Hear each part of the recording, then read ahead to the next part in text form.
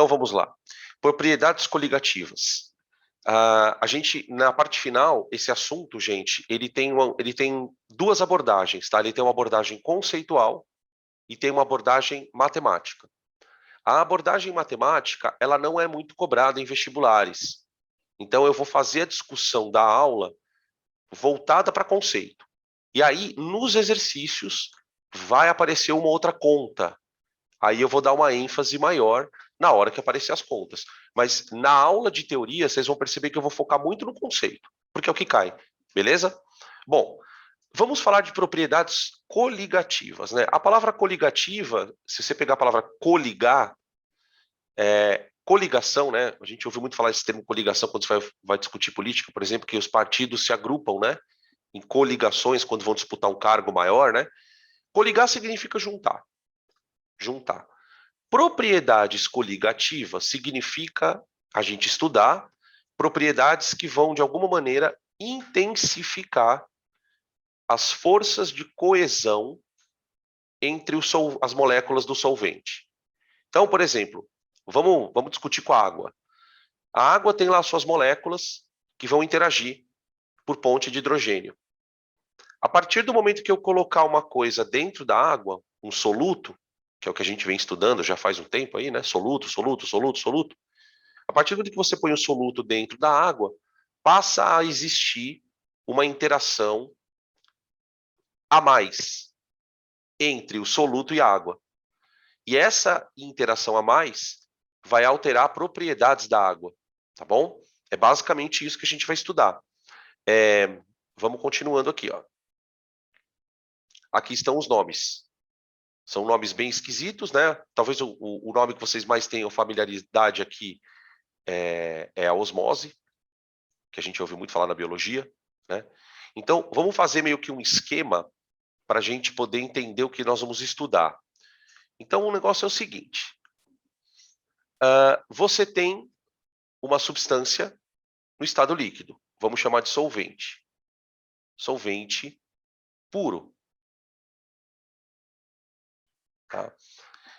Esse solvente puro tem lá suas moléculas que interagem através de algum tipo de interação. Então, aqui você tem uma força intermolecular. Só que essa força intermolecular, ela é entre solvente e solvente. Tá? Beleza. Aí, eu vou fazer o seguinte, eu vou adicionar no meu sistema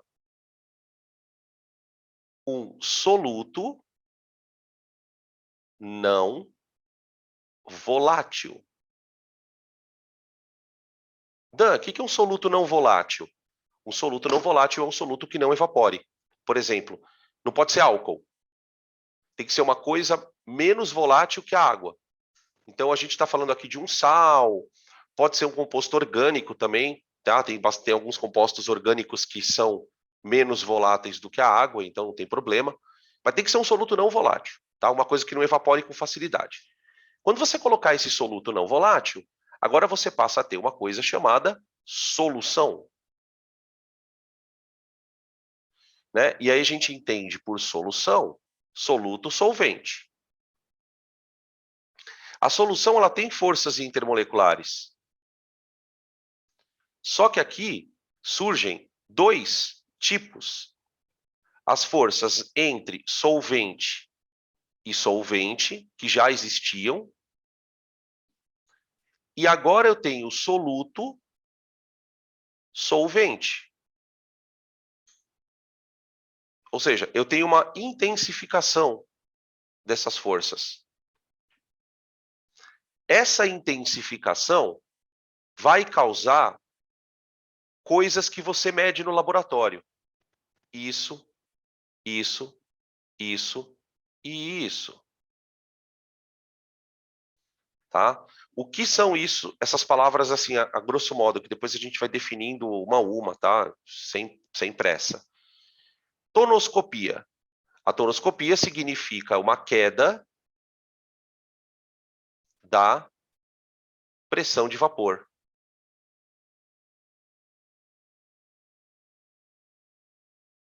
Como assim, Dan? Explica melhor. Tipo assim, O solvente puro, ele tem uma pressão de vapor. Quando ele está sozinho, ele tem uma pressão de vapor, que eu vou chamar de P0. Depois a gente vai definir, a gente vai ficar boa parte da aula definindo pressão de vapor, tá? Porque é o conceito mais difícil da aula. Se você entender o que é pressão de vapor, acabou para você, tá tranquilo? Você pode desligar o computador e dormir, tá? Que depois que você entender pressão de vapor, tudo vem a rebote. Tá. Então, o solvente, ele tem uma pressão de vapor. Grosso modo, essa pressão de vapor é a capacidade que ele tem de evaporar. Vamos resumir dessa forma por enquanto. Quando você botar o composto lá dentro, o soluto, esse solvente vai perder um pouco dessa capacidade de evaporar. Essa perda na capacidade de evaporação, eu vou chamar de queda na pressão de vapor. Ou tonoscopia. Tá? Bom, pelo fato dele ficar mais difícil de evaporar, significa que ele está mais preso na fase líquida. Vai acompanhando meu raciocínio. Ele perde capacidade de evaporar. Então, ele está mais preso na fase líquida. Guarda essa frase. Ele está mais preso na fase líquida. Se ele está mais preso na fase líquida, significa que, caso eu queira fervê-lo,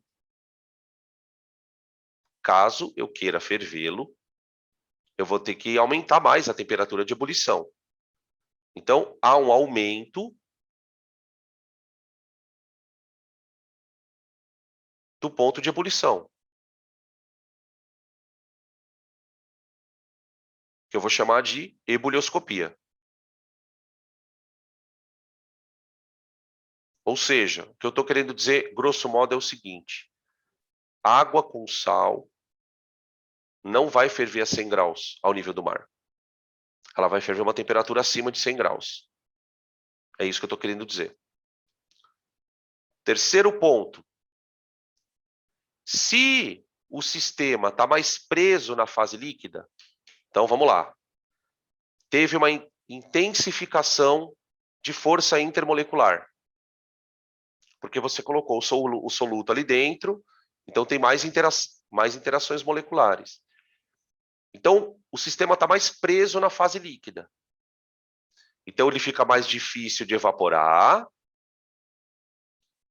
fica mais difícil de ferver, aumento do ponto de ebulição, e também fica mais difícil de congelar. Não é razoável? Se ele está mais preso na fase líquida, fica mais difícil de você fazer tudo para tirar ele do líquido, inclusive congelar. Então, há também uma situação muito curiosa, que é a queda do ponto de congelamento do líquido. Então, se a água congela a 0 graus, a água com sal vai congelar a -1, a -2. Deu para entender qual é a ideia? Então, vamos escrever aqui, ó. Aqui você tem uma queda do ponto de congelamento.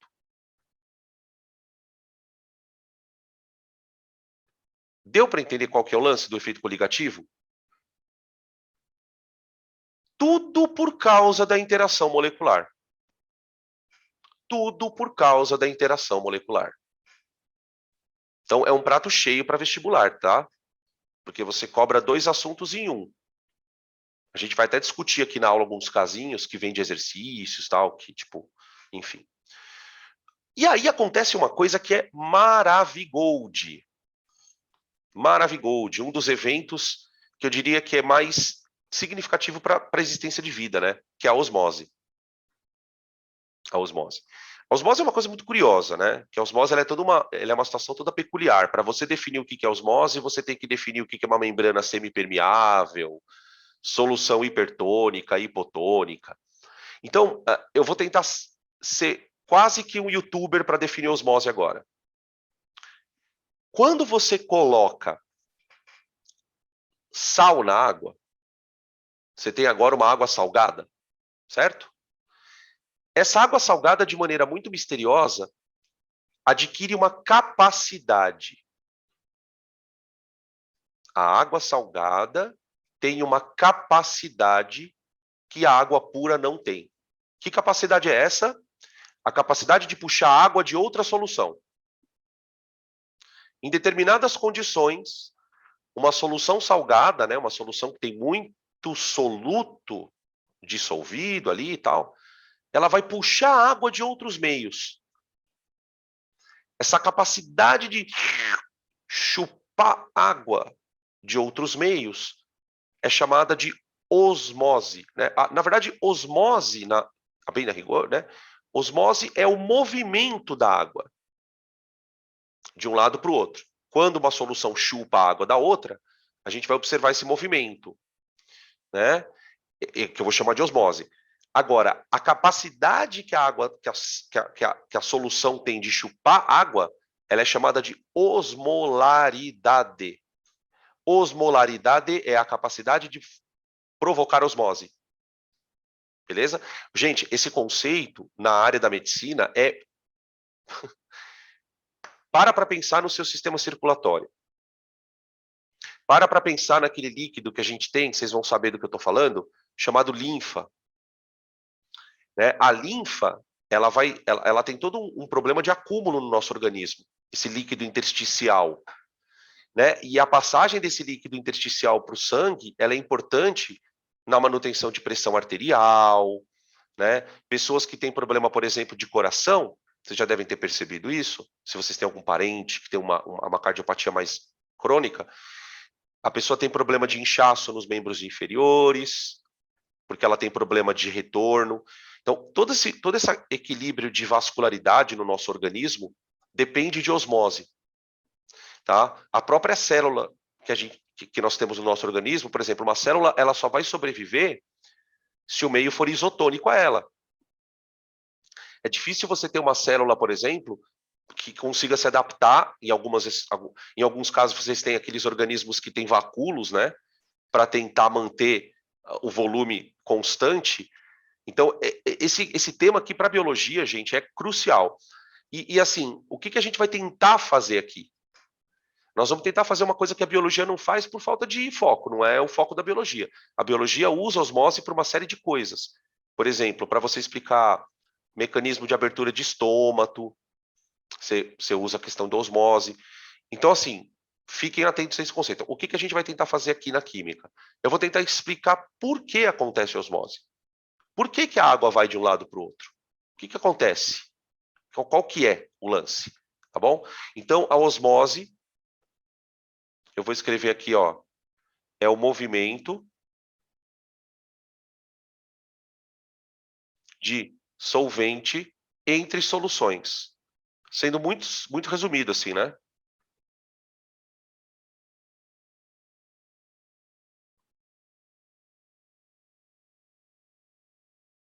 Soluções. Tudo bem? Beleza? Bom, qual que é o roteiro? Para a gente poder estudar tudo isso, a gente precisa definir algumas coisas. Que coisas? Pressão de vapor, volatilidade e ponto de ebulição. Sim, nós temos que definir ponto de ebulição, porque acreditem, vocês vão ter uma certa surpresa quando a gente entender o que é ponto de ebulição. Não que vocês não saibam o que é, mas vocês vão ficar surpresos em que sentido? Nossa, eu não sabia que para pensar em ponto de ebulição eu tinha que definir tanta coisa. Tá? Então, aí depois que a gente fizer essa abordagem, né, a pressão de vapor, o que é volatilidade, por que um líquido é mais volátil que outro, como é que eu meço isso, o que é ponto de ebulição, tá? Aí a gente entra nos efeitos. Bom, posso passar aqui o slide, se quiserem já, podem tirar print.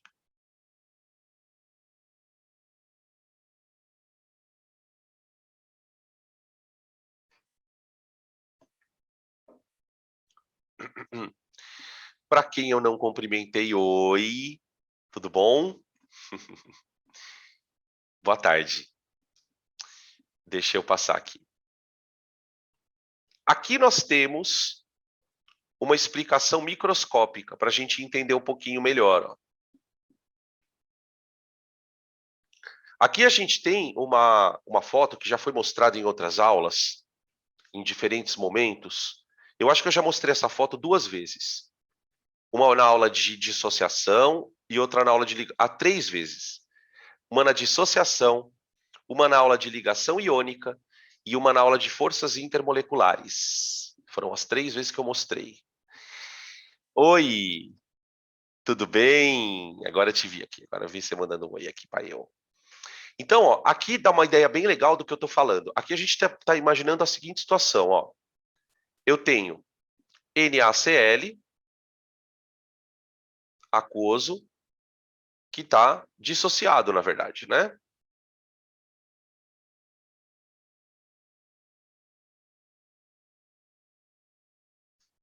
Tá. Então, quando eu comparo só a molécula de água, então vamos imaginar aqui que eu tenho um sistema só com moléculas de água.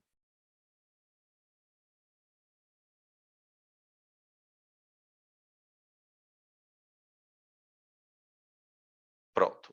Cada chapeuzinho desse aqui é uma molécula de água. Então aqui eu tenho solvente puro. Quando eu penso no solvente puro, se eu imaginar o que está acontecendo aqui nas entranhas do solvente, ó, certo? Aqui eu tenho um monte de ponte de hidrogênio sendo trocado, certo? E isso faz a água, no caso aqui que nós estamos imaginando, ter as suas propriedades. Então a água tem uma pressão de vapor, a água tem um ponto de ebulição, a água tem um ponto de congelamento, tudo isso por causa das interações. Tudo bem. Quando eu coloco o composto iônico, você tem a interação. Então eu tenho parte negativa da molécula de água, que é um dipolo, né? O dipolo, interagindo com o cátion. Aqui eu tenho a interação íon-dipolo. A água, ela não deixa de ter ponte de hidrogênio. Mas você concorda que agora ela está mais coligada, né? O sistema formado pelas moléculas, ele está mais coligado. Então, é daí que vem o termo, né? Efeito coligativo. É o efeito que intensifica as coisas, as interações, tá bom? Beleza? Geralmente, as interações mais fortes são interações do tipo íon-dipolo. Então, ó, na água, né? Vamos pensar em água. Em água. Quais são as interações significativas? Ponte de hidrogênio. Quer ver um exemplo? Quando você joga açúcar na água. O açúcar não é iônico, gente. Concorda comigo? O açúcar não é iônico. Então, quando o açúcar é colocado na água, você percebe os mesmos efeitos. Aumenta o ponto de ebulição, diminui o ponto de congelamento, tudo isso. Só que no caso dos sais, isso é porque ocorre por íon dipolo. No caso do açúcar, ponte de hidrogênio, tá bom? Então, e a interação íon-dipolo, que é essa que vocês estão vendo na tela. São essas as interações que na água intensificam os efeitos coligativos, tá bom?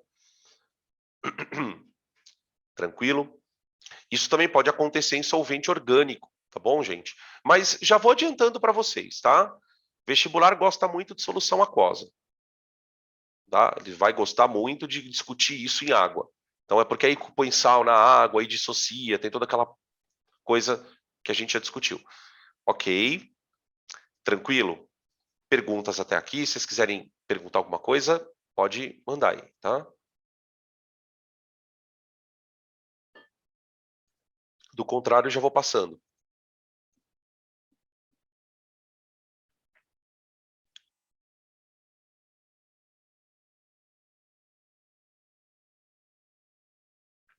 Tá aqui, ó. Conceitos gerais. A gente vai começar por aqui, ó. Tá bom? Isso aqui vai tomar boa parte da discussão. Depois as outras coisas vêm mais tranquilas. Tá? E dando muito destaque para isso aqui, ó. Pressão de vapor. O negócio é esse, pressão de vapor. Bom, então vamos começar definindo pressão de vapor. Para você entender o que é pressão de vapor, você tem que imaginar primeiro um recipiente fechado contendo um líquido. Tá bom? Vamos imaginar que esse líquido esteja lá dentro há um bom tempo. Então, ele foi colocado. Aqui você tem, ó, a situação inicial. Então, aqui eu tinha o líquido e aqui eu não tinha nada, tá vendo? Ó? Eu não tinha nada. Aí, depois de um certo tempo, eu percebo que o líquido tem uma coisa lá dentro. Aí você fala assim, Dan, mas como é que você percebeu que ele tem uma coisa aqui dentro, um vapor aqui dentro? Por conta do fato de eu ter colocado aqui, ó, acoplado no sistema, um medidor de pressão. Um medidor de pressão. Né? Esse medidor de pressão, na verdade, gente, é basicamente uma coluna de líquido, tá vendo? Ó? Qual é a ideia principal, né? Para a gente não entrar muito na discussão da hidrostática, né? Porque senão isso aqui vai ter uma aula de hidrostática. Mas se você tiver um gás aqui dentro, ó, a pressão que esse gás exerce vai empurrar o líquido para baixo aqui. Ao ser empurrado para baixo, essa parte aqui sobe. E a gente consegue, a partir do desnível, desse desnível aqui, ó, eu consigo medir qual é a pressão do gás. Tá? O que a hidrostática diz? É só para vocês lembrarem aqui, ó, que a pressão do gás lá dentro ela é igual a... Veja que o fato dele ter pressionado, aqui, ó, o fato dele ter pressionado fez com que ela variasse esse ΔH. Então, a pressão aqui vai ser a densidade do gás vezes a gravidade vezes o desnível da coluna. Para quem lembra disso, gente, isso aqui é chamado de lei de Stevin, lá da hidrostática.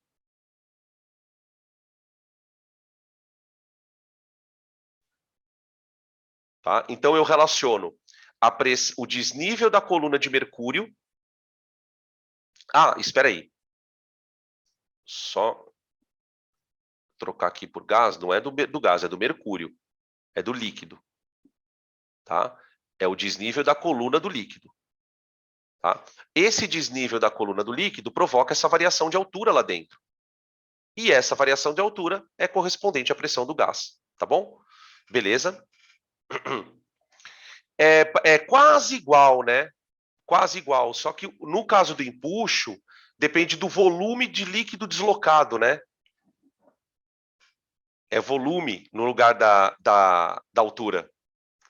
Pressão, o empuxo é igual à densidade do líquido vezes a gravidade vezes o volume imerso, que é quando você coloca e ele desloca um certo volume. Mas é bem parecido, né?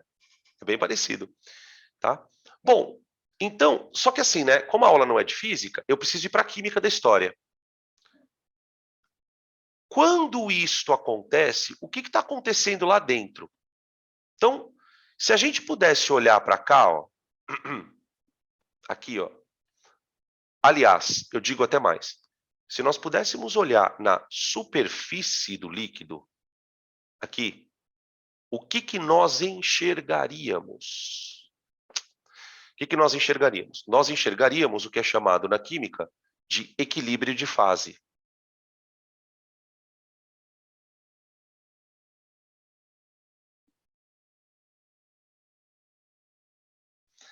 O que está acontecendo lá dentro?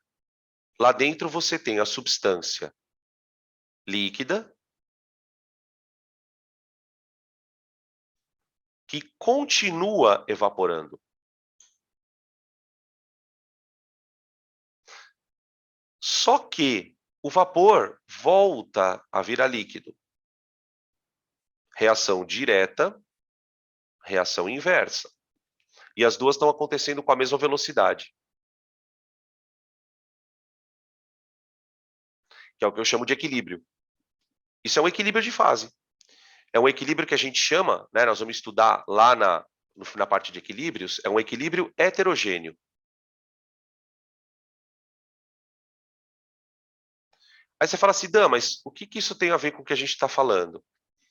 O que acontece é o seguinte, gente, concentra a sua atenção nessa situação aqui, ó.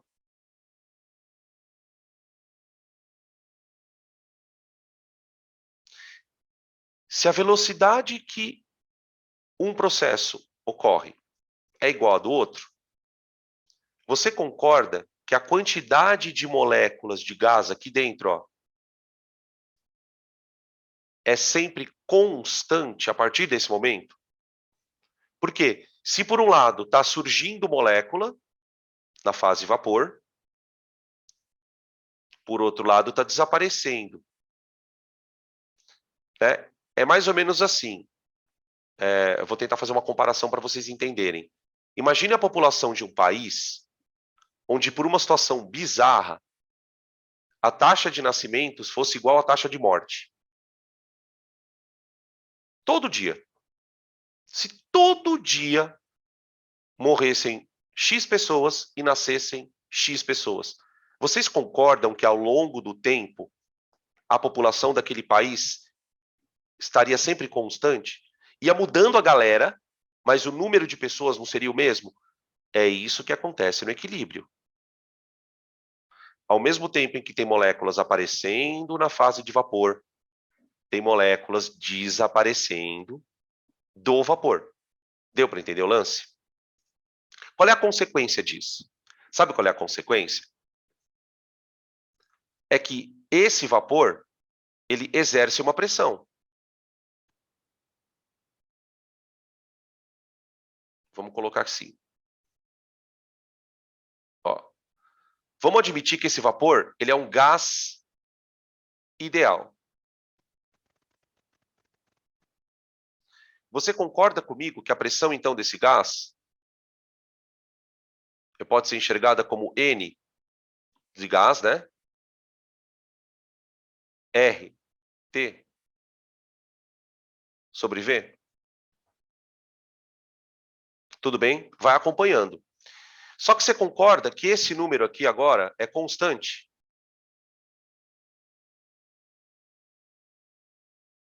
Então, essa pressão aqui, eu vou dar um nome para ela. Eu vou chamá-la de pressão máxima de vapor. Ela é a pressão máxima de vapor. De maneira muito simples, o que você pode pensar que ela é? A pressão máxima de vapor, gente, é a pressão do vapor de um líquido quando ele está trancado num recipiente fechado. Pronto. Pega um líquido e deixa ele 2 horas num recipiente fechado. Naquele espaço vazio, sabe? Vazio, tem vapor. Esse vapor exerce uma pressão, chamada pressão máxima de vapor. Só que o que a gente observa quando a gente olha para essa conta? Deixa eu destacar aqui para vocês. Que essa pressão máxima de vapor, ela depende da temperatura que o gás está, que o líquido está. Né? O que eu quero que vocês reflitam, gente? Para pensar. Ó. Essa quantidade de gás aqui, ó, ela está totalmente atrelada à temperatura. O que eu imagino? Que se eu começo a aquecer o sistema, na prática, eu estou fazendo isso aqui, ó, quando você aquece. Você desloca o equilíbrio para a direita. Você está aumentando a quantidade de vapor. Então, a pressão máxima de vapor, ela vai depender da temperatura. A pressão máxima de vapor depende da temperatura. Então, a pressão máxima de vapor depende da temperatura. Ou seja, tenta imaginar que lá dentro tem água. Deixa a água fechada lá um tempão. Aí você mede a pressão daquele vapor lá dentro. O que eu estou propondo para vocês é o seguinte: se a água tiver 80 graus, vai ter uma certa quantidade de vapor. Se a água tiver 30 graus, vai ter menos vapor.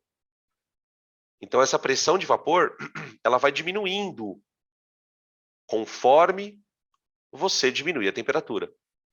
De tal maneira que a gente pode pensar que quanto mais baixa for a temperatura, menos vapor tem ali. Menos vapor tem ali.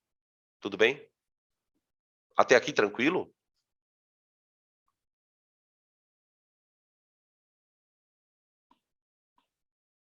Dan, Oi. um pouco de dificuldade de conseguir entender a implicação disso para o sistema. Por que que a gente precisa entender esse conceito de pressão de vapor, entendeu? Pois é, Que é né? um conceito importante, mas eu fico meio assim, tá, mas e aí? Por que que eu tenho que Então vamos entender lá. isso? Essa é a pergunta importante da história, porque primeiro que muitas vezes na prática as coisas não estão fechadas, né? Você vai fazer uma reação, você está com um negócio no laboratório. Então, para que que serve isso? Na verdade, isso é um comportamento do líquido que mostra para gente a tendência que ele tem para evaporar. Quando você mede a pressão de vapor de um líquido, você tem um valor daquele vapor naquela temperatura. A coisa começa a ficar legal quando você compara líquidos numa mesma temperatura. Por exemplo, imagina dois recipientes desses, só que um tem água e um tem álcool. Só que eles estão à mesma temperatura. Será que a pressão de vapor deles é igual? Será que se eu medir a pressão lá dentro, eu vou encontrar o mesmo valor? Porque os líquidos estão à mesma temperatura? Eu acho que não. Aí você fala, tá, e daí? E daí que isso me revela que na mesma temperatura as interações são diferentes.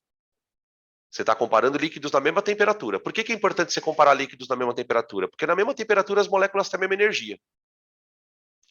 Se as moléculas têm a mesma energia, como é que um evapora mais que o outro?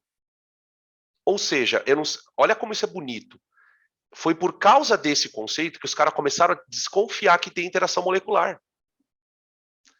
Porque se eu comparo líquidos de mesma temperatura, se as forças intermoleculares fossem idênticas, ou se não existissem, eu sei lá, esses líquidos teriam que me dar a mesma pressão de vapor. Então, a pressão de vapor, ela é uma medida de laboratório que me faz refletir sobre a intensidade das interações, tá? Que é basicamente a pergunta que o exercício vai fazer, tá? Eu vou dar sequência na tua pergunta, na coisa, para completar minha resposta lá na frente. Mas acho que já deu para entender mais ou menos, né? Eu tenho que mostrar duas coisas, porque daí eu complemento a resposta, tá bom? Vou seguindo aqui, vou seguindo. Beleza. Beleza. Meu, é maravilhoso, cara. Aqui. Isso aqui, ó. Isso aqui. Bom, tem duas coisas que eu quero mostrar para vocês. Primeiro, eu quero que vocês se concentrem nesta imagem. Aqui. Isso aqui é uma ilustração que tenta mostrar a pressão de vapor variando com a temperatura. Então, aqui você tem o mesmo líquido, imagina que é o mesmo líquido, tá? É o mesmo líquido. Só que ele tá, um frasco está a 20, o outro está a 50 e o outro está a 100. A gente percebe que o frasco que está a 100, ele está com menos líquido e mais vapor. E o frasco que está a 20, ele está com mais líquido e menos vapor. Olha o equilíbrio deslocando. Tim, tim. Quer ver uma coisa? Olha que coisa linda. A gente lembra do Le Chatelier? Spoiler do final do ano, vamos lá. Considera um equilíbrio qualquer. Vocês lembram que uma das coisas que desloca equilíbrio é temperatura? Lembra? Temperatura desloca equilíbrio. Vocês lembram qual era a regra de deslocamento de equilíbrio para a temperatura? Eu vou resumir para quem não lembra, tá? Considera um equilíbrio que está acontecendo numa temperatura qualquer. Eu posso deslocar o equilíbrio aumentando ou diminuindo a temperatura. O aumento de temperatura, toda vez que você aumenta a temperatura, isso, exatamente, você tem um favorecimento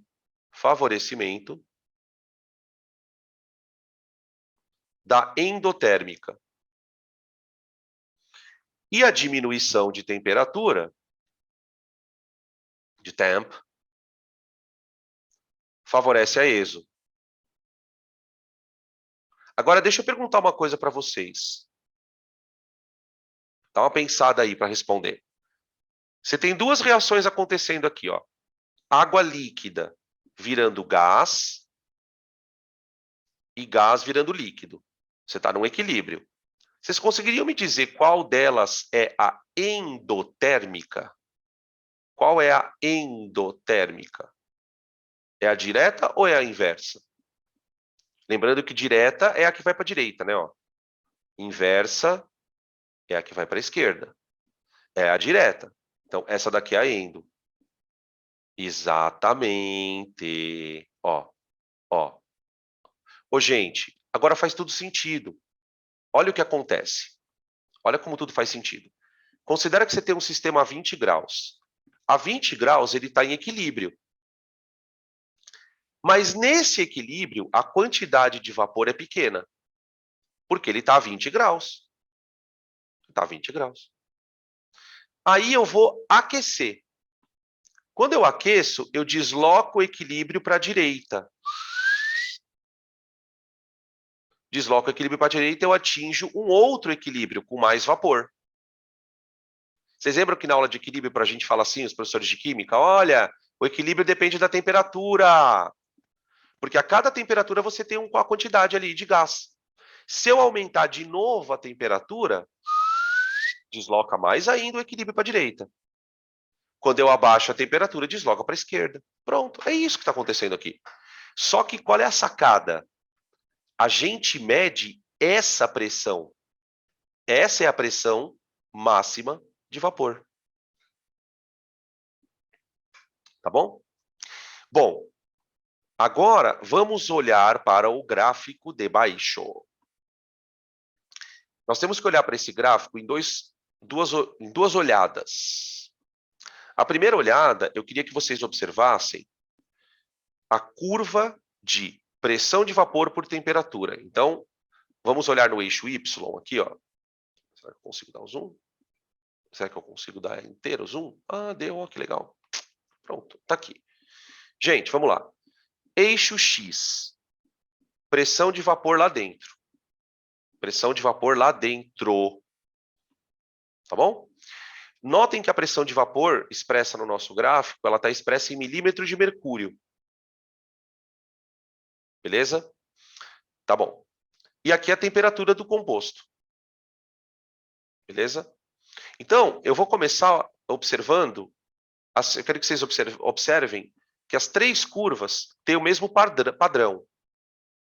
Né? Elas são curvas meio barrigudinhas, assim, né? Que aumentam com a temperatura, o que era de se esperar. Você está deslocando. Só que é importante perceber que isso não é uma reta. Então, não tenta fazer regra de 3.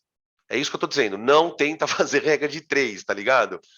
Ah, e se a pressão de vapor a 20 graus é tanto, a 80 é quanto? Não adianta. Tem uma fórmula para isso, mas a gente não vai mexer com isso. Mas não tenta fazer regra de 3.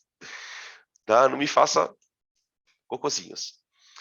Outra coisa que eu quero que vocês... É aí que o vestibulando sofre, né? Não, é porque assim, tudo bem que a natureza ela é maravilhosamente simples, mas Deus não ia fazer tudo com regra de 3, né, gente? Vamos pensar que as coisas têm que ser um pouco mais complexas. Em algum momento, é que assim, a regra de 3 é aquilo que você se apega, né? Naquele momento de você fala, bom, eu não tenho mais o que fazer. Então, vamos lá, para não dizer que eu não lutei, né? Eu caí de pé. É aquela história assim. Mas, enfim. A outra coisa que dá para perceber também é o seguinte. As curvas, elas não se tocam.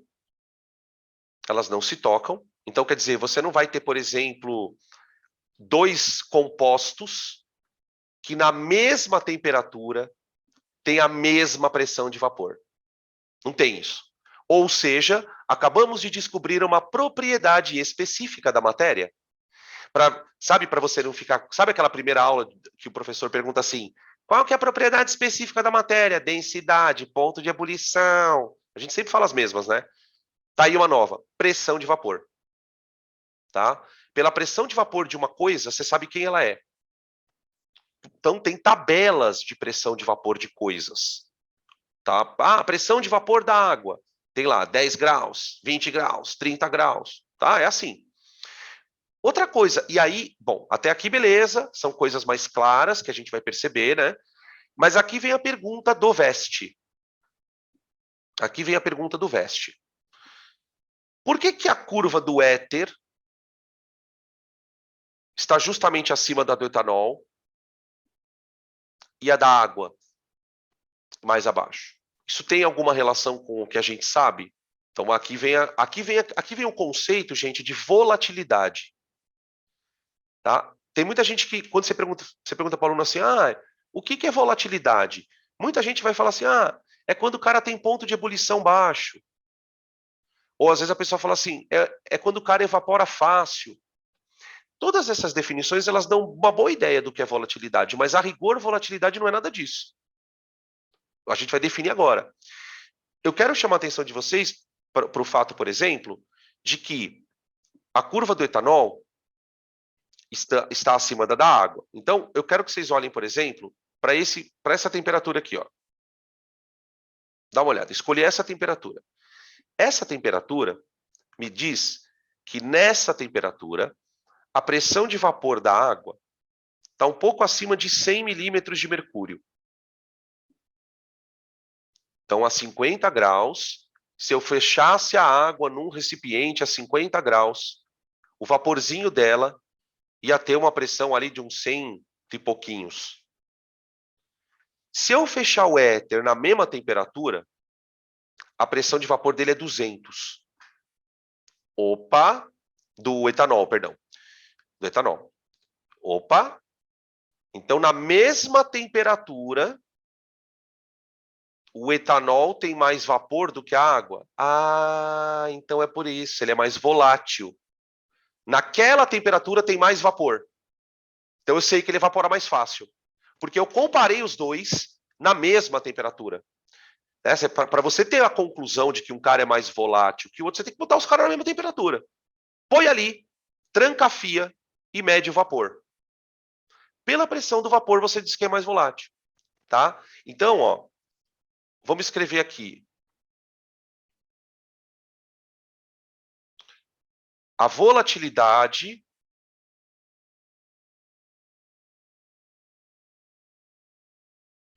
se relaciona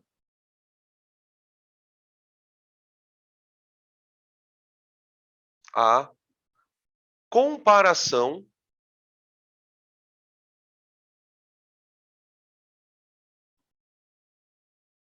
das pressões máximas de vapor de dois líquidos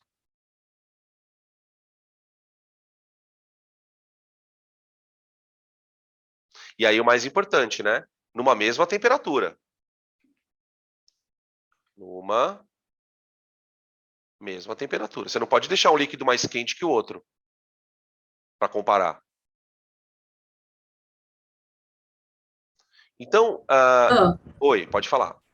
Só para fixar, então, desculpa te interromper, Pode falar. mas então a volatilidade é uma propriedade comparada, né? Eu não posso dizer que ele é Sim, volátil, ele sempre comparando, sempre comparando. exato. Volatilidade é relativo. Né? A gente, de maneira. O nosso dia a dia, a gente usa essa expressão de maneira quase, às vezes, absoluta. Né? Então, a gente fala assim: o álcool é volátil, o éter é volátil. De uma maneira muito intrínseca, você está comparando com a água. Quando você fala assim, o álcool é mais volátil, o éter. Então, é muito importante ter essa percepção. Olha, fulano é mais volátil que Beltrano. Porque você fala para mim, o álcool é volátil, mas o éter também é. Se você compara com a água. Então, a primeira dica que você já tem é a seguinte: quanto mais para cima tiver, quanto mais para cima tiver o líquido, maior é a pressão de vapor naquela temperatura, né? Por exemplo, olha que coisa louca, gente. Deixa eu voltar aqui esse gráfico. Esse gráfico aqui ele é o cerne da aula. Você vê que, por exemplo, a 50 graus, eu já nem consigo ver a pressão de vapor do éter. Vocês perceberam? Porque ele já não tem mais líquido. Você já não consegue mais ter o cara líquido nessa temperatura. Ele já era. Ele já era. Então, aqui nós estamos tratando de uma coisa chamada vapor. O líquido não está fervendo ainda. Né? Por exemplo, a água, ela evapora a 50 graus. É isso que vocês precisam entender. A água, se você está medindo a pressão de um vapor, é porque ali tem vapor. Então, entendam que evaporar não é a mesma coisa que ferver. Isso é muito importante. Né? Se a água só passasse para gás a 100 graus, a roupa nunca secava, gente, com todo respeito. Quer dizer, a água consegue passar para o gás a temperaturas abaixo de 100 graus. Só que isso é um processo espontâneo. Portanto, é lento, devagarzinho. Não é mesmo? Entendem essa diferença? Tá? Então, vamos escrever algumas outras coisas em cima disso tudo. Quanto maior a pressão máxima de vapor, maior a volatilidade. Tá bom? Agora vamos para a química da coisa. Agora, tenta olhar para dentro da matéria, gente. Para de olhar para fora. Porque assim, quando você mede a pressão de vapor, você está olhando para fora. Olha lá dentro. Por que será que líquidos à mesma temperatura têm facilidades para evaporar diferentes? São as interações moleculares. É aqui que você pega a natureza no pulo. Quer dizer, qual é a conclusão que você tem que chegar quando você olha para esse dado? As forças que mantêm a água no estado líquido são mais intensas do que as forças que mantêm o etanol, que, por sua vez, são mais intensas que mantêm as forças do etoxetano. Entende? É o macro usado como dado para explicar a natureza. Então, a gente pode concluir esse resumo com a seguinte observação.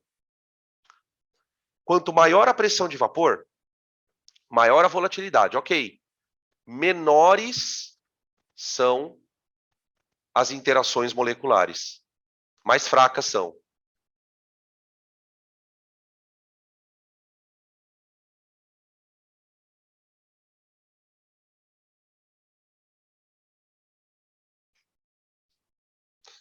Tudo bem? Então, qual é o tipo de questão mais comum relacionada a isso que eu estou contando para vocês? Questão onde ele te dá as 3 curvas, te dá as estruturas das substâncias e pede para você relacionar. Então, você vai ter que olhar para a estrutura, identificar a força intermolecular, lembrar qual força intermolecular é mais forte ou mais fraca, e a partir da força intermolecular inferir no gráfico. Olha, então, a curva mais para baixo é o líquido que evapora menos, porque tem força intermolecular mais intensa. Sacaram a ideia, gente? Ficou claro isso? Perguntas?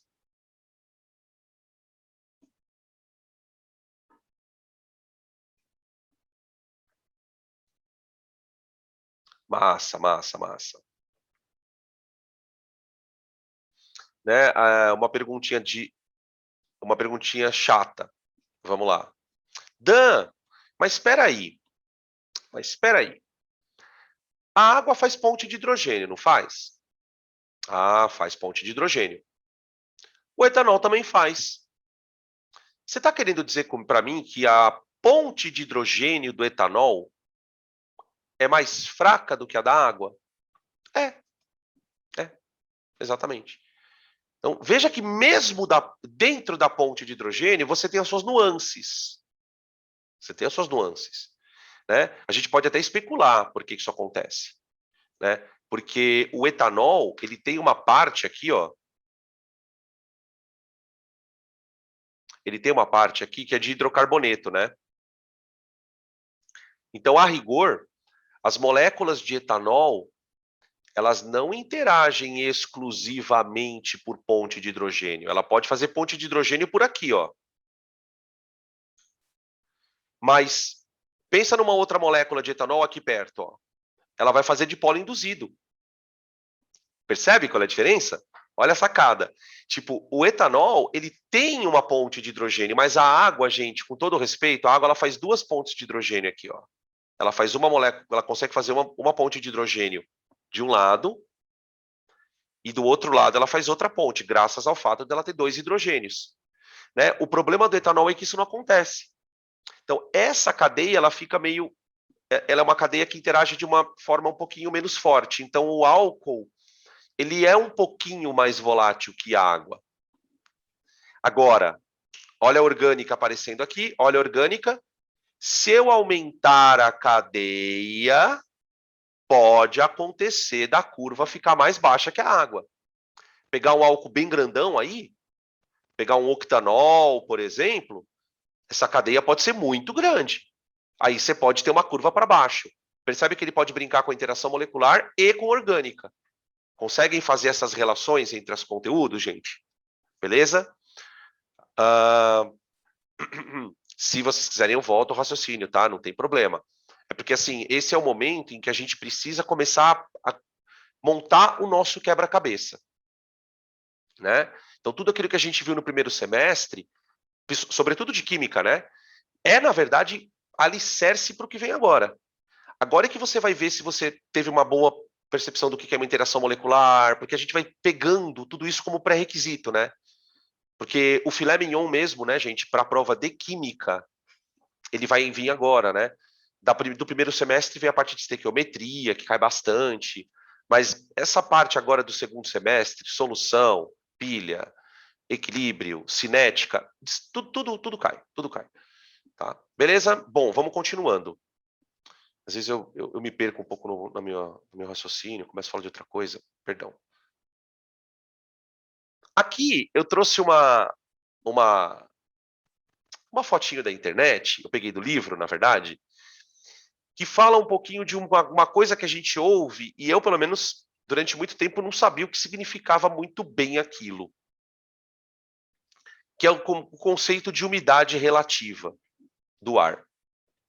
Né? Então, por exemplo, hoje nós estamos com, deixa eu abrir aqui, acho que é 21. Nós estamos com 21. Nós estamos agora com 38 graus, nesse exato momento, umidade relativa do ar, 18%. Está aqui. Está aqui, ó. Umidade relativa, 18%. Nós estamos praticamente no vácuo. Manja a Lua? Manja a Lua? Não tem nada, não tem mais atmosfera. Então, vamos entender o que é a umidade relativa do ar. Tá? Aqui eu peguei um trecho, uma foto do livro, que fala de um ambiente bastante agradável, né? Por exemplo, quem não gostaria de estar exatamente nessa condição aqui, ó? Nessa condição. Ó, 19 graus, tudo bem, tá um pouquinho frio, mas ok. Olha a umidade do ar, gente, 78%. Tá praticamente numa samambaia, né? Aqui já está no contrário. Né? Então, o que é essa umidade relativa do ar? É importante entender que a umidade relativa do ar ela depende da temperatura que você está. Então, tenta imaginar o seguinte, ó. Considere uma temperatura T. Tá. Nessa temperatura, a água ela vai ter uma pressão máxima de vapor. Por exemplo, vamos pegar a figura e vamos fazer um arredondamento aqui para a gente poder fazer contas, ok? Vamos imaginar que a temperatura de fato esteja a 20 graus. Então, ó, exemplo. Temperatura 20 graus Celsius. Se eu pegar um recipiente com água fechado a 20 graus e medir a pressão de vapor ali dentro, qual vai ser o valor dela? Vem cá. Ó, aqui no gráfico, a gente percebe que a 20 graus, a pressão de vapor da água é bem pequenininha. É bem pequenininha. Quer dizer, a 20 graus você quase não tem vapor d'água, tá? Tá, aqui está o valor, ó. A 20 graus, 17,5. Então, eu vou escrever aqui assim, ó. A pressão máxima de vapor da água a 20 graus Celsius é igual a 17,5. Gente, por que vocês acham que essa pressão se chama máxima? Porque a água não tem como aumentar a pressão, não tem como ter mais vapor nessa situação. Agora, o que vocês acham que significa, então, a umidade 78%?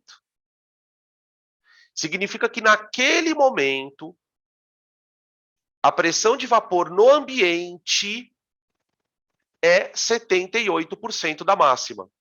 Então, ó, vamos escrever aqui, ó. A porcentagem de umidade relativa é, na verdade, a porcentagem da pressão máxima de vapor numa dada temperatura. Então, por exemplo, qual seria, naquele momento, né, se você estivesse ali naquele ambiente, lá em Florianópolis, você estaria num ambiente onde o vapor d'água estava com a pressão 78% de 17,5, né? O que a gente depreende, né, com essa porcentagem? O que a gente faz com essa informação? Gente, se a pressão máxima de vapor é máxima, significa que ela está saturada. A pressão, quando o ambiente está com a pressão máxima, ele está saturado de vapor, certo? Então, quanto mais próximo de 100%, mais próximo do limite de saturação, ou seja, o ambiente está muito mais úmido, né? Então, inclusive esse índice, né, gente, ele é usado ele é usado como parâmetro para disparar sinal de emergência. A OMS recomenda 30% no mínimo de umidade. Então, por exemplo, hoje a gente está abaixo do mínimo. Nós estamos com 20, quase 20%. Quer dizer, a gente está com. Nós estamos com 67, 68% da umidade ideal. Do mínimo da umidade ideal, né? Que é 30, que já é uma umidade péssima. Tá bom? Beleza? Deu para entender, gente? Então fiquem atentos para esse tipo de questão, porque é uma questão bem assim, tipo, do dia a dia, né? Você pode usar o conceito. Tá? Posso continuar? Então, ó, meio que numa tacada, né? Assim, fazendo um refresh daqui, a gente explicou o que é uma propriedade coligativa, né? Do ponto de vista macro e micro. Aí a gente começou a definir pressão de vapor, falamos da pressão de vapor. Na esteira da pressão de vapor, a gente definiu volatilidade e já relacionamos volatilidade com interação molecular. Olha quanta coisa a gente já fez. Tá bom? Beleza? E de quebra ainda falamos um pouquinho dessa história de umidade relativa do ar. Bom, o que está faltando a gente falar? Temperatura de ebulição. Temperatura de ebulição.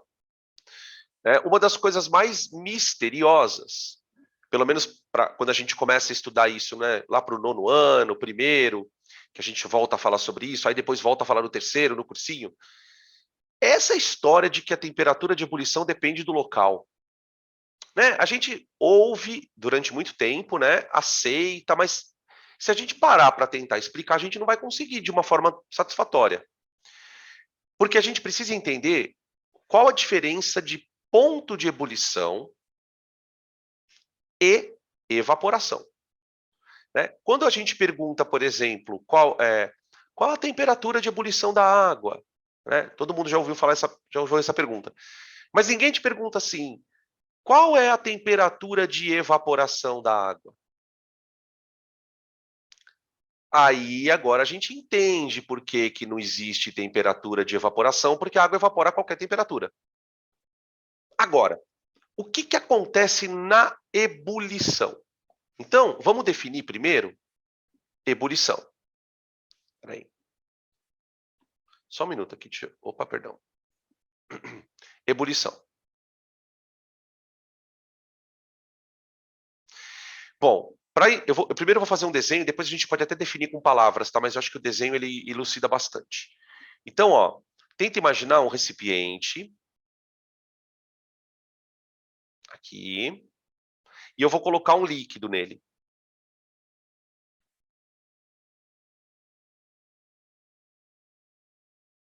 Tá? Só que o recipiente agora está aberto. Diferentemente daquela história da pressão de vapor, o recipiente está aberto. Então, nós sabemos que... Ah, e detalhe, ele está numa dada temperatura. Tá bom? Não importa qual a temperatura, mas ele está numa temperatura. E a gente sabe que, de maneira espontânea, as moléculas vão se desprendendo.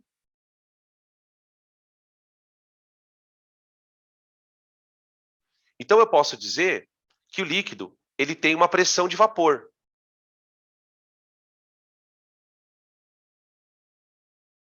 Né? O fato dele estar aberto não quer dizer que ele não tenha a pressão de vapor. O fato dele estar aberto só faz com que você não consiga medir essa pressão. Mas ele continua evaporando. Então ele tem uma pressão de vapor ali. Tudo bem? Só que agora a brincadeira é a seguinte. Já que ele está aberto, existe uma coisa contra o vapor chamada pressão atmosférica.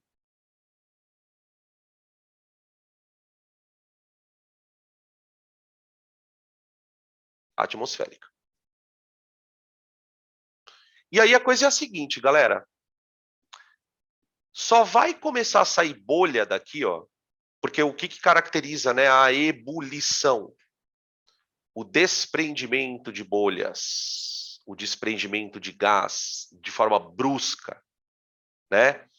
Só vai soltar bolha quando a pressão de vapor igualar com a pressão atmosférica. Porque o que acontece é o seguinte, vamos lembrar. Deixa eu botar aqui um gráfico, ó.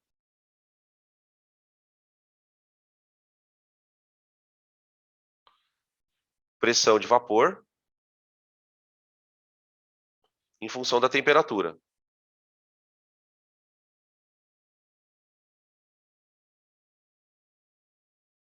Para um líquido qualquer, o que acontece quando você esquenta ele? A pressão de vapor sobe.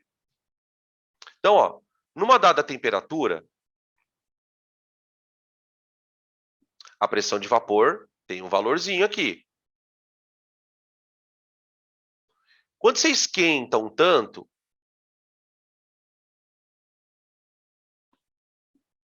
a pressão de vapor sobe um tanto.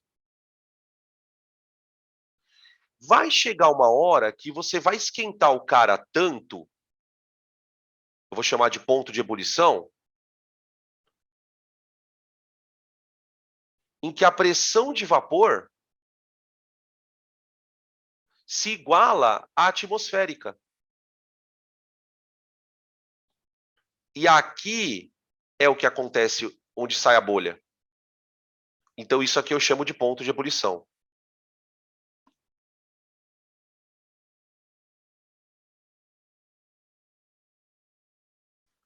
Tudo bem? Então, o que é a ebulição do ponto de vista técnico? A ebulição é um evento onde a pressão de vapor do líquido se aqueceu tanto o líquido, tanto, que a pressão de vapor se igualou com a atmosférica. Então, agora você tem uma saída de gás ali de uma forma abrupta. Tá? Então, eu posso definir, ó, o que é o ponto de ebulição? Ponto de ebulição. O ponto de ebulição é a temperatura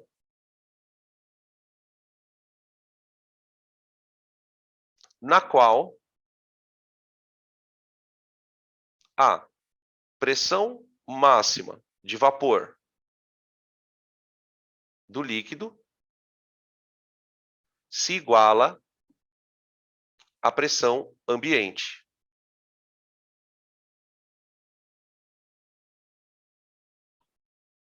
Essa é a sacada.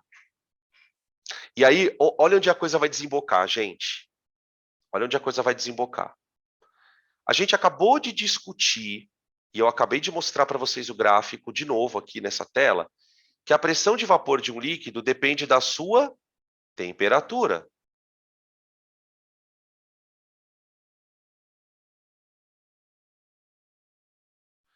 Só que a pressão ambiente depende do quê? Da altitude. Por isso que a temperatura de ebulição, gente, depende da altitude. Esse gráfico, ele é um gráfico muito legal. A pessoa que inventou esse gráfico aqui, puta, eu achei muito louco. Vamos dar um zoom nele aqui, ó.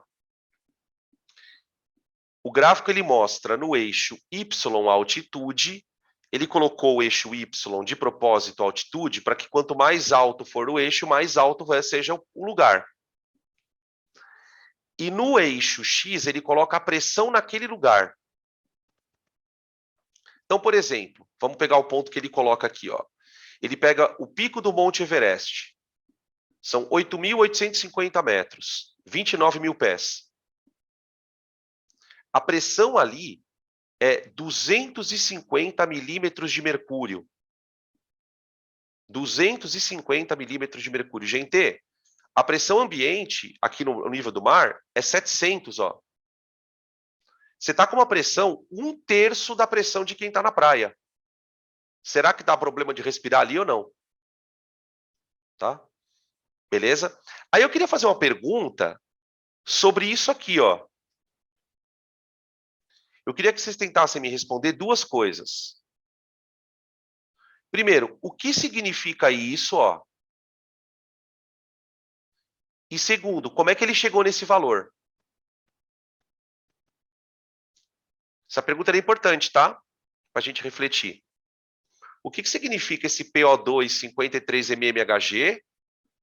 E aqui, PO2 160 mmHg? E de onde ele tirou esses números?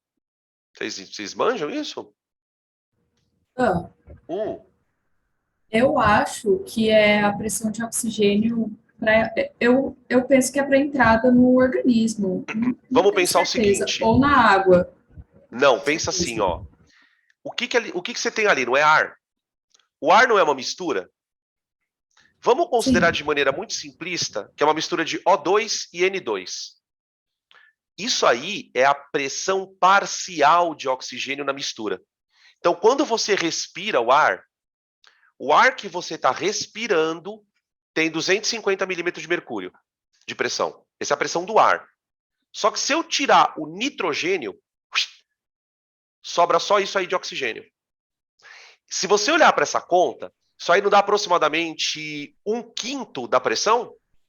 É aproximadamente a porcentagem de oxigênio que você tem na atmosfera. Percebe que no nível do mar, você tem um ar mais rico em oxigênio. Olha aqui, ó. Isso aqui é um ar mais rico em oxigênio, tá? Por isso que o ar fica mais rarefeito em altas altitudes. O ar fica mais rarefeito porque tem menos gravidade, né? A gravidade atrai menos ali. Você tem menos ar, na verdade. Só que aí qual que é a consequência, na verdade, né? Se você pensar que o ar é uma mistura, se você tem menos ar, você tem menos molécula. Você percebe que a porcentagem é aproximadamente a mesma? 20%? Ó, 20% aqui e aqui também, ó, 20%. Sacou? Só que acontece o seguinte, respirar esse ar aqui de cima, ó, não é uma boa ideia. Por que não é uma boa ideia? Porque aqui tem menos oxigênio. Você está respirando 20% de oxigênio, só que de uma mistura mais pobre, porque tem menos moléculas. Por isso que você sente o efeito na altitude. Você está respirando um ar mais ralo, vamos colocar dessa maneira. Então ele é mais ralo, ele tem a mesma proporção, 20% de oxigênio, 80% de nitrogênio, só que ele é mais ralo, né, entre aspas. Tá? Tudo bem?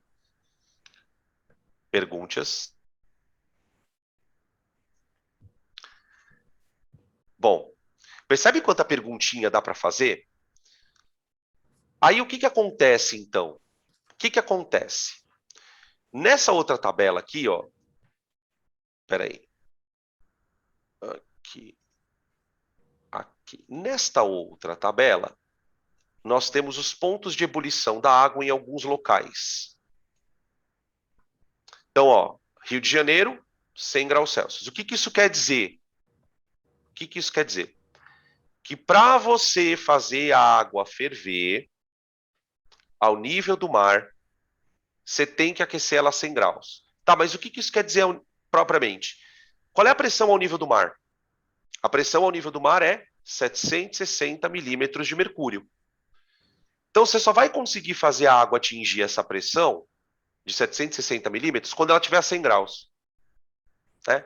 Quando você sobe para São Paulo, ó, Campos do Jordão, e vai subindo, olha o que vai acontecer. Ô, gente, olha no Monte Everest, que curioso. A temperatura de ebulição da água. Ele está tão alto que a água ferve a 70 graus Celsius. Percebe? Então, quer dizer, o ambiente... O que a gente vai... O que dá para perceber, né? Que o ambiente ele é uma resistência para a água ferver. Se você está num ambiente de pressão mais alta, você vai ter que aquecer mais a água para ela conseguir vencer essa pressão. Se, por outro lado, você está num ambiente onde a pressão é menor, você não tem que aquecer tanto. Então, você consegue fazer o líquido ferver em temperaturas menores. Meu, vocês não têm noção da quantidade de aplicação que você tem para isso. Você não tem noção da quantidade de aplicações que a gente até vai discutir aqui. Tudo bem? Eu vou mostrar um outro slide para a gente continuar.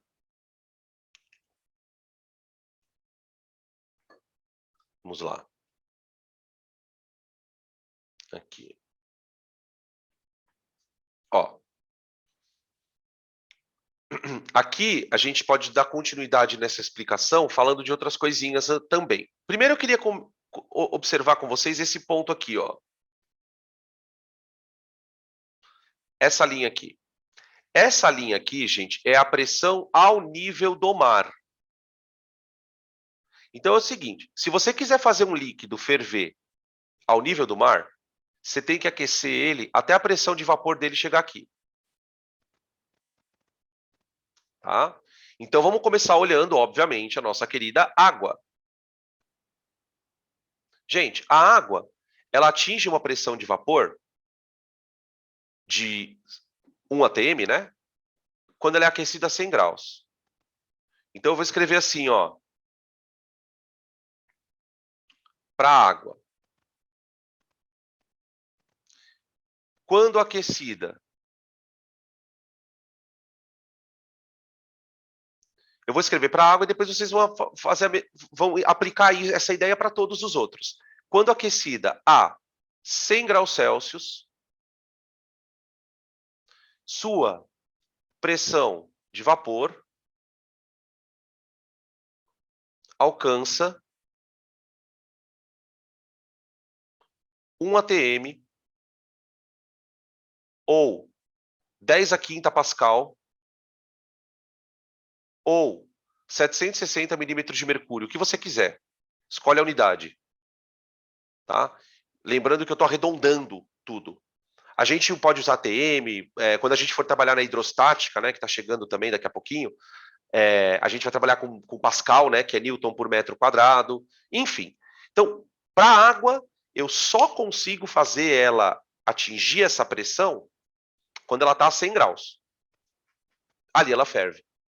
Agora, se você comparar, por exemplo, a água com o éter, ou não, vamos pegar o outro extremo, vai. O disulfeto de carbono. Espera aí. Aqui. Pega lá o disulfeto de carbono. Disulfeto de carbono. Aqui tá, ó, mais ou menos... Opa. Perdão. Aqui tá mais ou menos a temperatura que você tem que aquecer o cara. Vixe, Danilo, calma. Ó. Para ele chegar nessa pressão de vapor. Você percebe que o disulfeto de carbono, ele tem uma curva mais acima da água. Então, ele vai chegar nessa pressão aqui, ó, Quando ele tiver mais ou menos aí uns 45, 43 graus, né?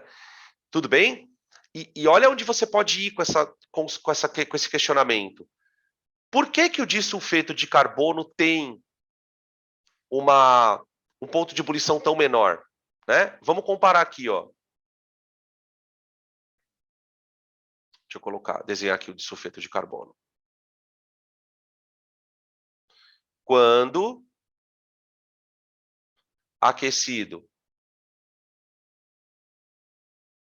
Opa. Tô com a letra feia hoje, peraí. Ah, já descobri por que eu tô com a letra feia. Quando aquecido a aproximadamente 42 graus, sua pressão de vapor alcança 1 atm. Tá? Beleza? Exatamente, ó. O pessoal está respondendo aqui. O que está acontecendo aqui é uma questão de geometria molecular, né? A água dispensa comentários, né, gente? A gente já falou da água 30 mil vezes, ponte de hidrogênio e os cambal. O que acontece no CS2? Se você pegar a geometria da molécula, ela é linear. Olha como tudo se conecta. Olha como tudo se conecta, gente. Lembra que para determinar a polaridade da molécula, a gente faz a soma de vetores?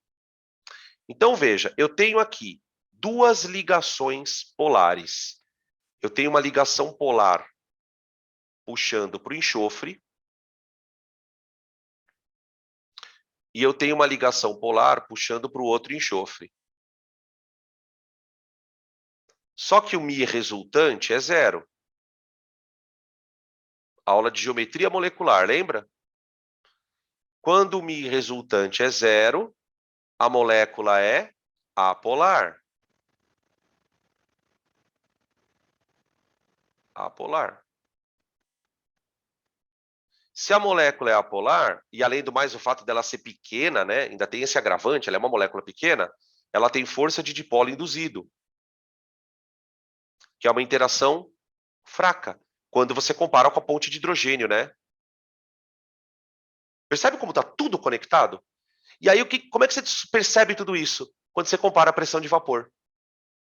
Quando você compara. Ou seja, o que a gente acaba descobrindo, né? Por que o título do slide é temperatura de ebulição e volatilidade? Porque uma coisa caminha com a outra. O líquido mais volátil terá ponto de ebulição mais baixo. Não é que são a mesma coisa os dois conceitos. Não sei se isso fica claro agora. Uma coisa e outra acontecem, né? Quando ele é muito volátil, ou seja, quando ele tem as interações fracas, que se evapora com facilidade, ele também vai ferver numa temperatura menor. Então, são duas coisas que caminham juntas, tá bom? Belezinha.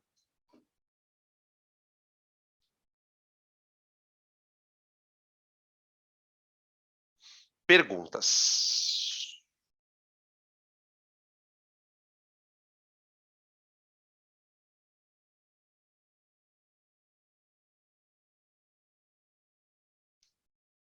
Beleza.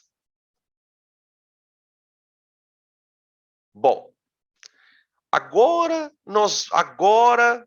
a gente está alfabetizado. Agora nós estamos alfabetizados. Ou seja, agora eu consigo falar de efeito coligativo. Agora eu vou falar de efeito. Agora que eu já sei o que é uma pressão de vapor, agora que eu já sei o que é volatilidade, agora que eu já sei que o ponto de ebulição depende das condições do ambiente, né? Todas essas questõezinhas, agora eu vou conseguir falar de efeito coligativo. Bom, aqui nós temos porque a gente gosta de estudar primeiro a tonoscopia. A tonoscopia. Por quê? Porque da tonoscopia a gente entende os outros dois, tá?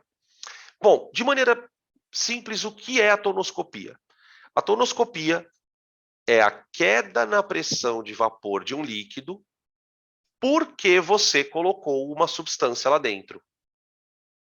Simplesmente. E aí, olha como tudo vai se... Na cabeça de vocês tem que vir uma avalanche. Por exemplo, a primeira coisa que você deve pensar é o seguinte: ah, então quer dizer que ele fica menos volátil? Sim, ele fica menos volátil. Porque você colocou um soluto lá dentro. Então, conecta toda a aula. Você coloca o soluto, as interações ficam mais fortes, ele tem mais dificuldade para evaporar, e você registra uma pressão menor do que se ele tivesse puro. Tá? Aqui eu tenho um desenho, ó, só para ilustrar, de 3 soluções de sacarose, de 3 soluções de substâncias diferentes. Uma solução de sacarose,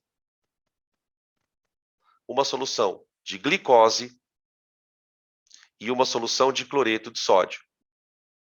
Tá? Beleza? Aqui nós vamos observar que as soluções de sacarose e de glicose, elas estão marcando a mesma pressão de vapor.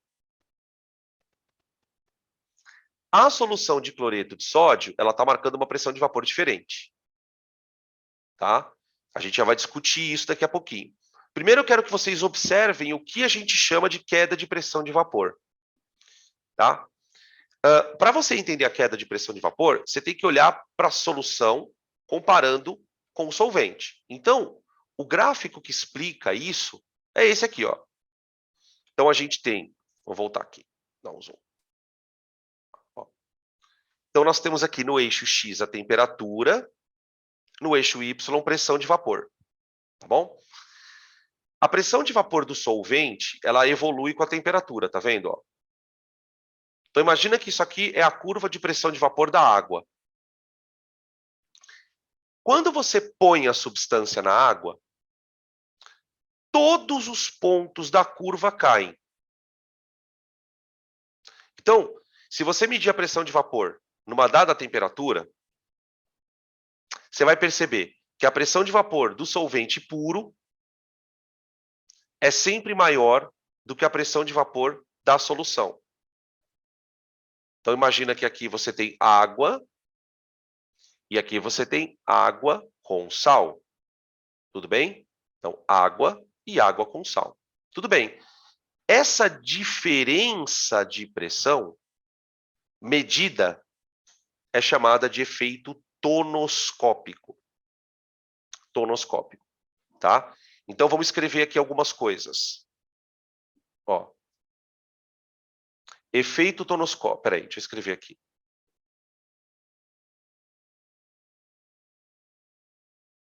Efeito tonoscópico.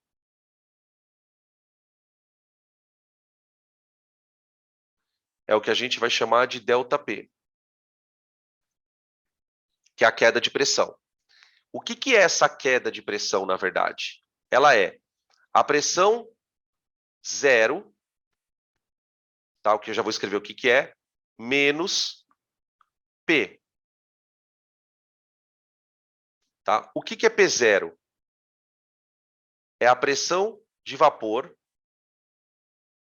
do solvente puro.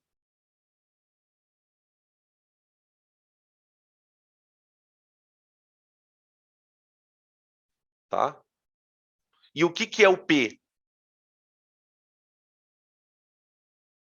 É a pressão de vapor da solução. Deixa eu fazer um comentário aqui. Tudo bem?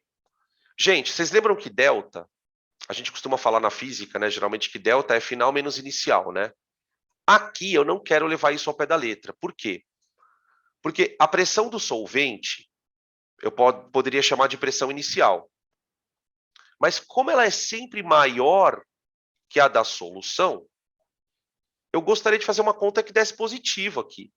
Então, aqui eu não vou usar aquele delta da física, tá bom? Beleza. Agora, o que é importante em termos de conceito? Porque, como eu disse para vocês, a gente não vai dar muita importância para a parte matemática, embora eu vou mostrar para vocês aqui a fórmula. Tá? Aliás, deixa eu só ver se a fórmula está aqui no outro. Tá. Aqui. Beleza. O que a gente vai discutir, na verdade? Que essa queda aqui, ó, ela tem relação direta com a concentração. Ela tem relação direta com a concentração. Então, eu vou escrever assim, ó. O efeito coligativo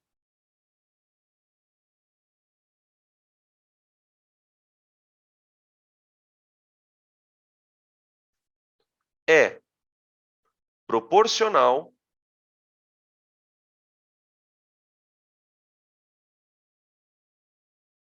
à concentração de partículas dispersas. A concentração de partículas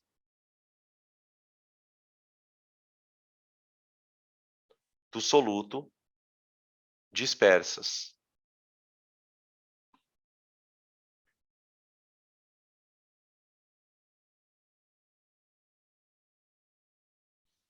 Tá? Essa frase, ela é a frase importante da história. Tá? O que os caras observaram? Na verdade, isso é conhecido, né? Depois a gente vai, na aula de exercícios, eu vou citar. Isso é conhecido como lei de Raoult. Lei de Raoult. Tá? O que é a lei de Raoult? Ele percebeu que quando a concentração de soluto, aquilo que estava interagindo, né, com o solvente, aumentava, o efeito que você observava, né, que era essa queda de pressão, também era maior. Então, em soluções mais concentradas, você tinha maior queda de pressão de vapor. Em soluções mais diluídas, você tem uma pressão de vapor mais parecida com a da água. Então, vai sacando o seguinte, ó. Vai sacando o seguinte, ó. Essa curva aqui, ó. Quando a solução está diluída, essa curva tende a ir mais para cima. A pressão de vapor tende a se aproximar da pressão de vapor da água. Se a solução é muito concentrada, essa curva tende a vir para baixo, tá? Então você teria aqui, ó, por exemplo, deixa eu só fazer um rabiscão aqui, ó. Se eu colocar uma curva aqui, ó,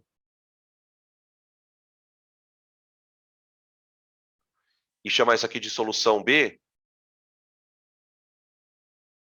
e eu chamar isso aqui de solução A, ó, eu consigo perceber que a concentração de soluto na B é maior. Como é que você descobre isso? Porque a pressão de vapor é mais baixa. O que significa? Significa que ali as moléculas estão com mais dificuldade para evaporar. Por isso que você está medindo uma pressão mais baixa. Então, ele é mais concentrado. Por isso que os medidores estão diferentes. Tá? Por isso que os medidores estão diferentes. Aí você fala para mim assim, Dan, não estão, mas tão diferentes, mas a concentração do NaCl é 0,1 também. Você não pode esquecer que o NaCl dissocia, né? O NaCl dissocia. Então, quando o cara fala para mim que aqui dentro tem 0,1 mol por litro de NaCl, é porque eu sei que ali dentro tem 0,1 mol de Na e 0,1 mol de Cl. Tá? É um negócio meio louco. Depois a gente vai abordar isso mais para frente, essa questão. Tá? Perguntas até aqui?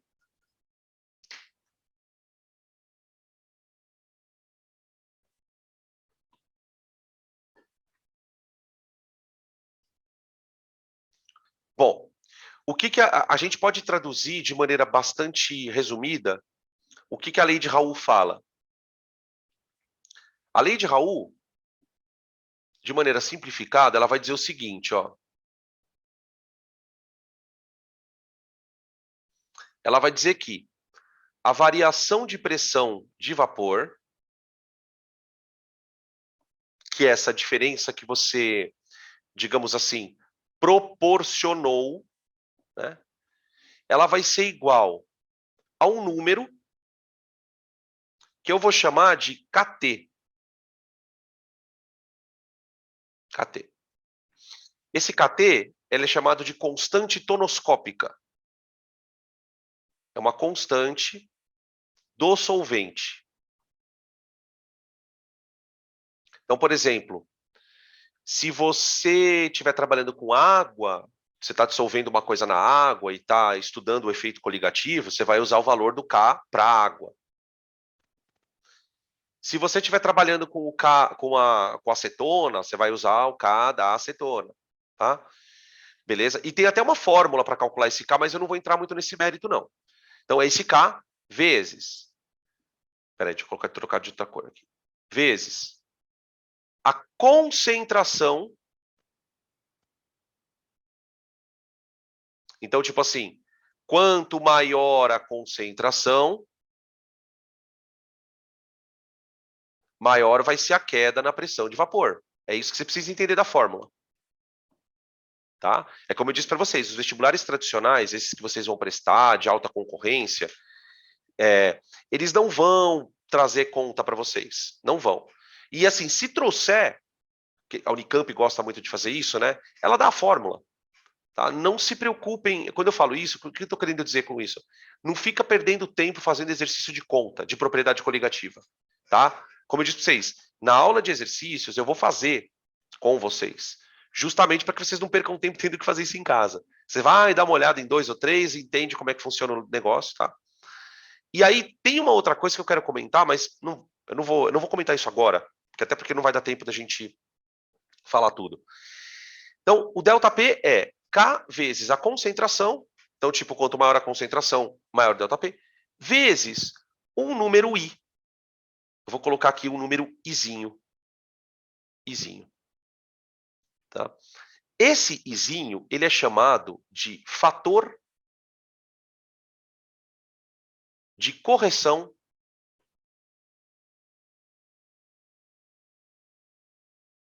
para soluções iônicas. Opa, perdão. Fator de correção para soluções iônicas.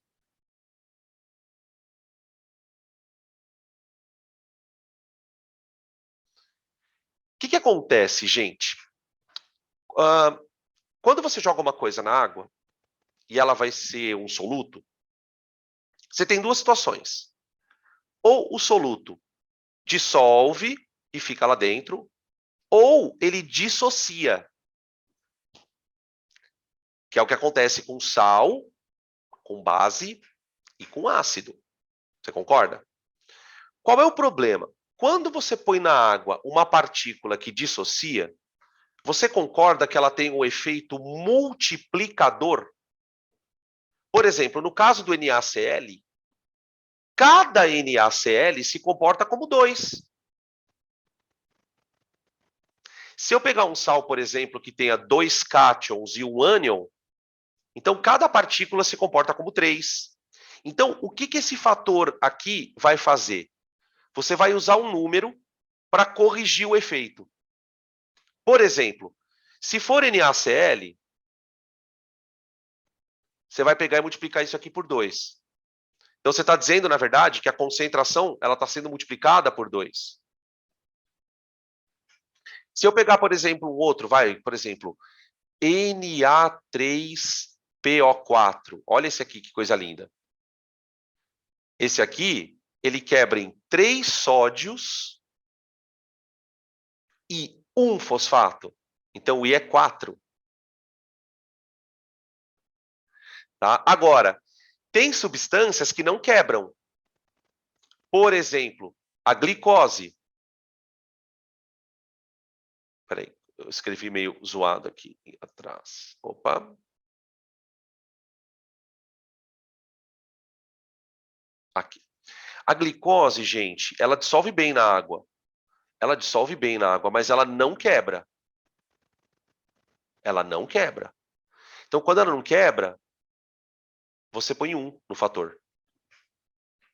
Na verdade, o fator de correção, né, como o próprio nome diz, ele é um fator de correção para soluções iônicas, ele só vai ser um número diferente de 1 quando você tiver uma coisa que dissocia. Então tem que ficar atento a isso. Tá? Quando o cara...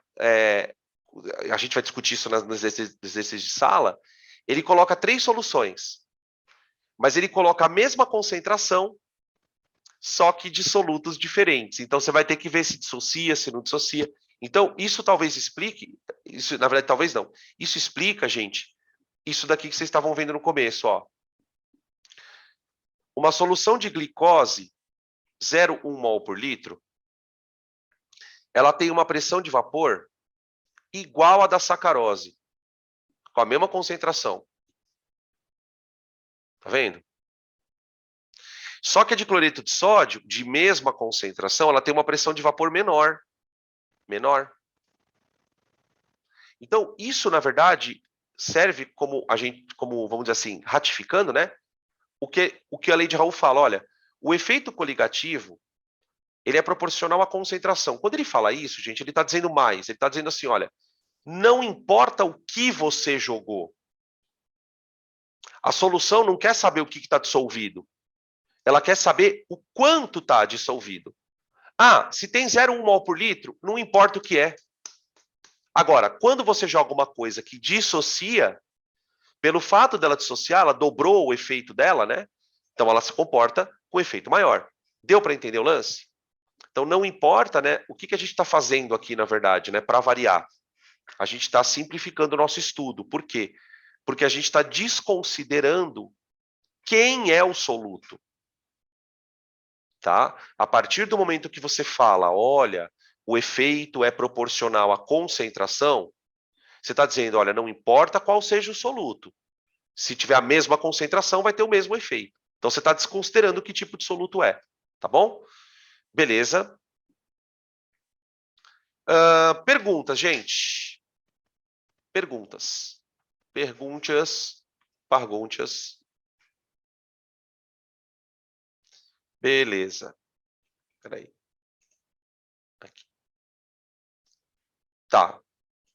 Então é o seguinte, eu vou parar por aqui hoje, porque para explicar ebullioscopia e crioscopia, eu tenho que explicar primeiro o diagrama de fases. E diagrama de fase vai quase 20 minutos. Então o que a gente vai fazer? Eu vou parar por aqui,